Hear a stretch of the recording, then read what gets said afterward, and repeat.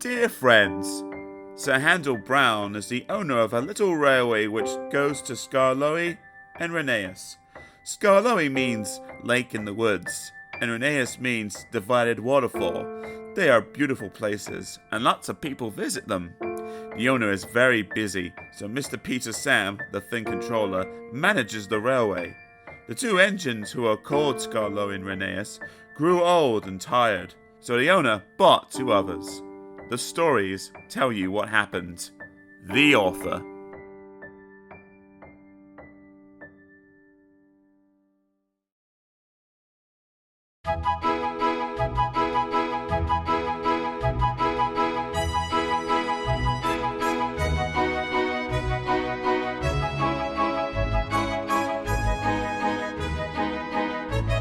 Book 10, Four Little Engines.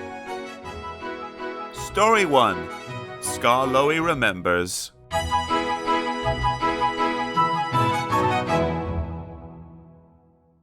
The Fat Controller had sent Edward to the works to be mended. Near the workstation, Edward noticed a narrow-gauge engine standing in an open-sided shed. "That's Skarloey," he thought. What's he doing there? He remembered Skarloey and his brother Reneus, because in the old days he had often brought passengers who wanted to travel up to the lake in their little train. As the men at the works could not mend him at once, Edward asked them to put him on a siding close to Skarloey. Skarloey was pleased to see Edward. "The owner has just bought 2 more engines," he said. "He told me I was a very old engine and deserved a good rest. He gave me this shed so that I could see everything and not be lonely. But I am lonely all the same," he continued sadly. "I miss Reneus very much. Yesterday, one of the new engines pushed him onto a truck, and now he's gone to be mended. I wish I could be mended too, and pull coaches again." "Have your coaches got names?" asked Edward. "Oh, yes. There's Angus, Ruth, Jemima, Lucy, and Beatrice. Angus is proud. She has cushions for first-class passengers. She pities Ruth, Jemima, and Lucy, who are third-class with bare boards, but they all fall stiff at Beatrice.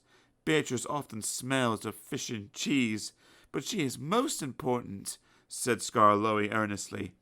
"She has a little window through which the guard sells tickets. I sometimes leave the others behind, but I always take Beatrice. You must have tickets and a guard, you know." "Of course," said Edward gravely. "Reneus and I," continued Skarloey, "used to take turns by pulling the trains. We know everybody, and everybody knows us. We whistle to the people in the fields and level crossings and the lonely cottages and farms, and the people always wave to us.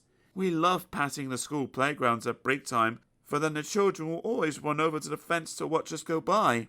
The passengers always wave, because they think the children are waving to them. But we engines know better, of course," said Skarloey importantly. "Yes, we do indeed," agreed Edward. "We take your tourists to the lake, and then get ready to pull the train back. We enjoy our morning journey home, because then our friends from the villages come down to do their shopping. We whistle before every station. Peep, peep, look out, and the people are there ready." "Where's Mrs. Last?" asked the guard. "She's coming." "Peep, peep," we whistle, and Mrs. Last comes running onto the platform. "We'll leave you behind one of these days, missus," laughs our driver, but we know he never will. We stop elsewhere, too, at farm crossings and stiles, where paths lead to lonely houses. Reneus and I know all the places very well indeed, and our driver used to say that we would stop even if he didn't put on the brakes. Sometimes on market day, Ruth, Jemima, and Lucy were so full of people that the guard will allow third-class passengers to travel on Agnes. She didn't like that at all, and would rumble, "First-class coach, third-class people." That made me cross. "Shut up," I'd say, "or I'll bump you." That soon stopped her rudeness to my friends. Just then, some workmen came. "We're going to mend you now, Edward," they said. "Come along."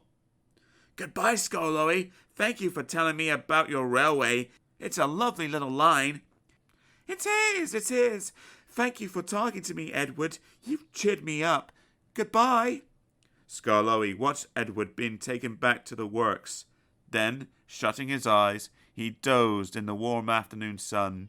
He smiled as he dozed, for he was dreaming, as old engines will, of happy days in the past.